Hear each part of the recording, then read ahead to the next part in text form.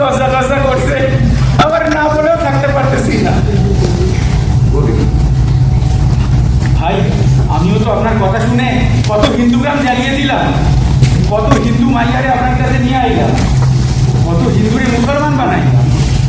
তো ভাই আমার একটা নিবেদন আছে, আসলে একটু বলতে লজ্জা লজ্জা করছে, আবার না বলেও থাকতে পারছি না। বলছি ভাই, ওই সুজনের বউটারে না আমি নিকে করতে চাই। শরম আছে? এই লজ্জা শরম আছে? না ভাই, তুমি আমার মেয়ের কতদিন নিয়ে ভোগ করো? তোমার জন্য তো বাকি কিছু আছে। আমাকে লক্ষ্য কি? আমাদের লক্ষ্য কি? জিন্না সাহেবের নেতৃত্বে আমরা দুটো বিরুদ্ধে চাইলে একটা ঘোষণা করেছি কেন? যাতে আমাদের মুসলমানদের জন্য একটা আলাদা রাষ্ট্র থাকে। এখন তোমরা যদি এই মেয়ে ছেলে নিয়ে ব্যস্ত থাকো, তাহলে আমাদের মনেই করবে না। আমার কোনো দাবি